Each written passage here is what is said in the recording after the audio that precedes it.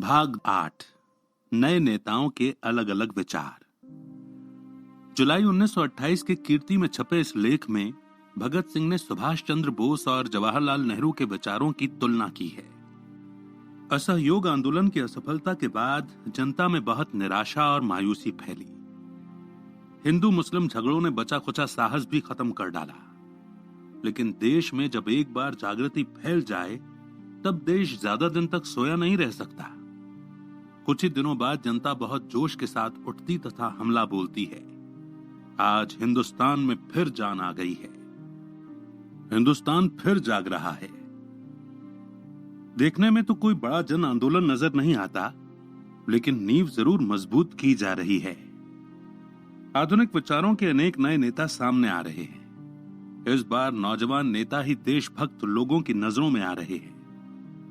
बड़े बड़े नेता बड़े होने के बावजूद एक तरह से पीछे छोड़े जा रहे हैं। इस समय जो नेता आगे आए हैं वे हैं बंगाल के पूजनीय श्री सुभाष चंद्र बोस और माननीय पंडित श्री जवाहरलाल नेहरू। यही दो नेता हिंदुस्तान में उभरते नजर आ रहे हैं और युवाओं के आंदोलनों में विशेष रूप से भाग ले रहे हैं। दोनों ही हिंदुस्तान की आजादी के कट्टर समर्थक हैं। दोनों ही समझदार और सच्चे देशभक्त हैं, लेकिन फिर भी इनके विचारों में जमीन आसमान का अंतर है। एक को भारत की प्राचीन संस्कृति का उपासक कहा जाता है तो दूसरे को पक्का पश्चिम का शिष्य। एक को कोमल हृदय वाला भावुक कहा जाता है तो दूसरे को पक्का युगांतरकारी। हम इस लेख में उनके अलग अलग विचारों को जनता के समक्ष रखेंगे ताकि जनता स्वयं उनके अंतर को समझ सके और स्वयं भी विचार कर सके। लेकिन उन दोनों के विचारों का उल्लेख करने से पूर्व एक और व्यक्ति का उल्लेख करना भी जरूरी है, जो इन्हीं स्वतंत्रता के प्रेमी हैं और युवा आंदोलनों की विशेष शख्सियत हैं। साधु वासवानी चाहे कांग्रेस के बड़े नेताओं की भांति जाने माने तो नहीं, चाहे देश के राजनीतिक क्षेत्र में उनका कोई विशेष स्थान तो नहीं, तो भी युवाओं पर जिन्हें कि कल देश की बागडोर संभालनी है, उनका असर है और उनके ही द्वारा शुरू हुआ आंदोलन भारत युवा संघ इस समय युवाओं में विशेष प्रभाव रखता है। उनके विचार बिल्कुल अलग ढंग के हैं। उनके विचार एक ही शब्द में बताए जा सकते हैं, वापस वेदों की ओर लौट चलो, बैक टू वेद्स। यह आवाज सबसे पहले आर्य समाज ने उठाई थी। इस विचार का आधार इस आस्था में है कि वेदों में परमात्मा ने संसार का सारा ज्ञान उड़ेल दिया है। इससे आगे और अधिक विकास नहीं हो सकता। इसीलिए हमारे हिंदुस्तान ने चौतरफा जो प्रगति कर ली थी, उससे आगे न दुनिया बढ़ी है और न बढ़ सकती है। खैर, वासवानी आदि इसी अवस्था को मानते हैं, तभी एक जगह कहते हैं, हमारी राजनीति ने अब तक कभी तो मैजनी और वोल्टेयर को अपना आदर्श मानकर उदाहरण स्थापित किए हैं और या कभी लेनिन और टॉल्स्टॉय से सबक सीखा। हालांकि उन्हें ज्ञात होना चाहिए कि उनके पास उनसे कहीं बड़े आदर्श हमारे पुराने ऋषि हैं। वे इस बात पर यकीन करते हैं कि हमारा देश एक बार तो विकास की अंतिम सीमा तक जा चुका था और आज हमें आगे कहीं भी जाने की आवश्यकता नहीं, बल्कि पीछे लौटने की जरूरत है। आप एक कवि हैं। कवित्व आपके विचारों में सभी जगह नजर आता है। साथ ही आप धर्म के बहुत बड़े उपासक हैं। ये शक्ति धर्म चलाना चाहते हैं और ये कहते हैं कि इस समय हमें शक्ति की अत्यंत आवश्यकता है। वो शक्ति शब्द का अर्थ केवल भारत के लिए इस्तेमाल नहीं करते, लेकिन उन्हें इस शब्द से एक प्रकार की देवी का, एक विशेष ईश्वरीय प्राप्ति का विश्वास है। वे एक बहुत भावुक कवि की तरह कहते हैं, For in solitude have communicated with her, our admired Bharat Mata, and my aching head has heard voices saying, the day of freedom is not far off. Sometimes indeed a strange feeling visits me and I say to myself, holy, holy is Hindustan, for still is she under the protection of her mighty rishis and their beauty is around us, but we behold it not. अर्थात एकांत में भारत की आवाज मैंने सुनी है। मेरे दुखी मन ने कई बार यह आवाज सुनी है कि आजादी का दिन दूर नहीं। कभी कभी बहुत अजीब विचार मेरे मन में आते हैं और मैं कह उठता हूं कि हमारा हिंदुस्तान पाक और पवित्र है, क्योंकि पुराने ऋषि उसकी रक्षा कर रहे हैं। और उनकी खूबसूरती हिंदुस्तान के पास है, लेकिन हम उन्हें देख नहीं सकते। ये कवि का विलाप है कि वो पागलों या दीवानों की तरह कहते रहे हैं कि हमारी माता बड़ी महान है, बहुत शक्तिशाली है, उसे परास्त करने वाला कौन पैदा हुआ है। इस तरह वे केवल मात्र भावुकता की बातें करते हुए कह जाते हैं, our national movement must become a purifying mass movement if it is to fulfill its destiny without falling into class war, one of the danger of Bolshevism। अर्थात हमें अपने राष्ट्रीय जन आंदोलन को देश सुधार का आंदोलन बना देना चाहिए, तभी हम वर्ग युद्ध के बोल्शेविज्म के खतरों से बच सकेंगे।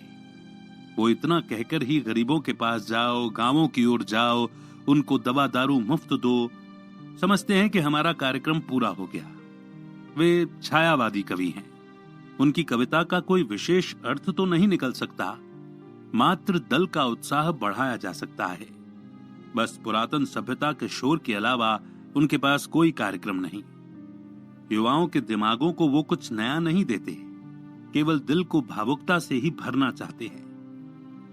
उनका युवाओं में बहुत असर है और भी पैदा हो रहा है। उनके दकियानुसी और संक्षिप्त से विचार यही हैं जो कि हमने ऊपर बताए हैं। उनके विचारों का राजनीतिक क्षेत्र में सीधा असर न होने के बावजूद बहुत असर पड़ता है।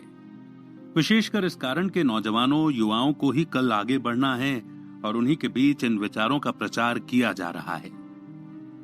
अब हम श्री सुभाष चंद्र बोस और श्री जवाहरलाल नेहरू के विचारों पर आ रहे हैं। 2-3 महीनों से आप बहुत सी कॉन्फ्रेंसों के अध्यक्ष बनाए गए हैं और आपने अपने अपने विचार लोगों के सामने रखे। सुभाष बाबू को सरकार तख्ता पलट गिरोह का सदस्य समझती है और इसलिए उन्हें बंगाल अध्यादेश के अंतर्गत कैद कर रखा था। आप रिहा हुए और गरम दल के नेता बनाए गए। आप भारत का आदर्श पूर्ण स्वराज्य मानते हैं और महाराष्ट्र कॉन्फ्रेंस में अध्यक्षीय भाषण में आपने इसी प्रस्ताव का प्रचार किया। पंडित जवाहरलाल नेहरू स्वराज पार्टी के नेता मोतीलाल नेहरू ही के सुपुत्र हैं, बैरिस्ट्री पास हैं। आप बहुत विद्वान हैं, आप रूस आदि का दौरा कर आए हैं। आप भी गरम दल के नेता हैं और मद्रास कॉन्फ्रेंस में आपके और आपके साथियों के प्रयासों से ही पूर्ण स्वराज्य का प्रस्ताव स्वीकृत हो सका था। आपने अमृतसर कॉन्फ्रेंस के भाषण में भी इसी बात पर जोर दिया, लेकिन फिर भी इन दोनों सज्जनों के विचारों में जमीन आसमान का अंतर है। अमृतसर और महाराष्ट्र कॉन्फ्रेंसों के इन दोनों अध्यक्षों के भाषण पढ़कर ही हमें इनके विचारों का अंतर स्पष्ट हुआ, लेकिन बाद में बंबई के एक भाषण में ये बात स्पष्ट रूप से हमारे सामने आ गई थी। पंडित जवाहरलाल नेहरू इस जनसभा की अध्यक्षता कर रहे थे और सुभाष चंद्र बोस ने भाषण दिया। वो एक बहुत भावुक बंगाली हैं। उन्होंने भाषण आरंभ किया कि हिंदुस्तान का दुनिया के नाम एक विशेष संदेश है, वो दुनिया को आध्यात्मिक शिक्षा देगा। खैर, आगे वे दीवाने की तरह कहना आरंभ कर देते हैं, चांदनी रात में ताजमहल को देखो और जिस दिल की ये सूझ का परिणाम था उसकी महानता की कल्पना करो। सोचो, एक बंगाली उपन्यासकार ने लिखा है कि हम में ये हमारे आंसू ही जमकर पत्थर बन गए हैं। वो भी वापस वेदों की ओर ही लौट चलने का आह्वान करते हैं। आपने अपने पूना वाले भाषण में राष्ट्रवादिता के संबंध में कहा है कि अंतरराष्ट्रीयतावादी राष्ट्रीयतावाद को एक संकीर्ण दायरे वाली विचारधारा बताते हैं, लेकिन ये भूल है। हिंदुस्तानी राष्ट्रीयता का विचार ऐसा नहीं है। वो न संकीर्ण है, न निजी स्वार्थ से प्रेरित है और न उत्पीड़नकारी है, क्योंकि इसकी जड़ या मूल में तो सत्यम शिवम सुंदरम है, अर्थात सच, कल्याणकारी और सुंदर। ये भी वही छायावाद है, कोरी भावुकता है। साथ ही उन्हें भी अपने पुरातन युग पर बहुत विश्वास है। वो प्रत्येक बात में अपने पुरातन युग की महानता देखते हैं। पंचायती राज का ढंग उनके विचार में कोई नया नहीं। पंचायती राज और जनता के राज को वो कहते हैं कि हिंदुस्तान में वो बहुत पुराना है। वे तो यहां तक कहते हैं कि साम्यवाद भी हिंदुस्तान के लिए नई चीज नहीं है। खैर, उन्होंने सबसे ज्यादा उस दिन के भाषण में जोर किस बात पर दिया था कि हिंदुस्तान का दुनिया के लिए एक विशेष संदेश है। पंडित जवाहरलाल आदि के विचार इससे बिल्कुल विपरीत हैं। वे कहते हैं, जिस देश में जाओ वही समझता है कि उसका दुनिया के लिए एक विशेष संदेश है। इंग्लैंड दुनिया को संस्कृति सिखाने का ठेकेदार बनता है। मैं तो कोई विशेष बात अपने देश के पास नहीं देखता। सुभाष बाबू को उन बातों पर बहुत यकीन है। जवाहरलाल कहते हैं, every youth must rebel, not only in political sphere but in social, economic and religious spheres also. I have not much use for any man who comes and tells me that such and such things is said in Quran. Everything unreasonable must be discarded even if they find authority foreign that such and such things is said in Quran. Everything unreasonable must be discarded even if they find authority foreign the Vedas and Quran. यानी प्रत्येक नौजवान को विद्रोह करना चाहिए, राजनीतिक क्षेत्र में ही नहीं बल्कि सामाजिक, आर्थिक और धार्मिक क्षेत्र में भी। मुझे ऐसी व्यक्ति की कोई आवश्यकता नहीं जो आकर कहे कि फला बात कुरान में लिखी हुई है। कोई बात जो अपनी समझदारी की परख में सही साबित न हो, उसे चाहे वेद और कुरान में कितना ही अच्छा क्यों न कहा गया हो, नहीं माननी चाहिए। ये एक युगांतरकारी के विचार हैं और सुभाष के एक राज परिवर्तनकारी के विचार हैं। एक के विचार में हमारी पुरानी चीजें बहुत अच्छी हैं और दूसरे के विचार में उनके विरुद्ध विद्रोह कर दिया जाना चाहिए। एक को भावुक कहा जाता है और एक को युगांतरकारी और विद्रोही।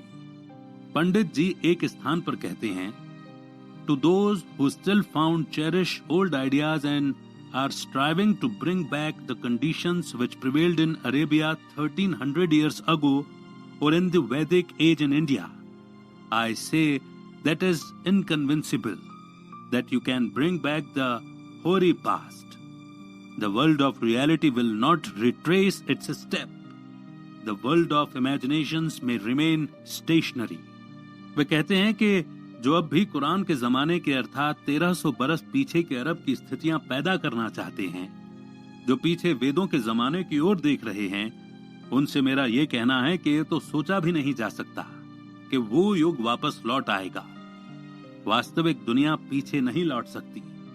काल्पनिक दुनिया को चाहे कुछ दिन यहीं स्थिर रखो, और इसीलिए वे विद्रोह की आवश्यकता महसूस करते हैं।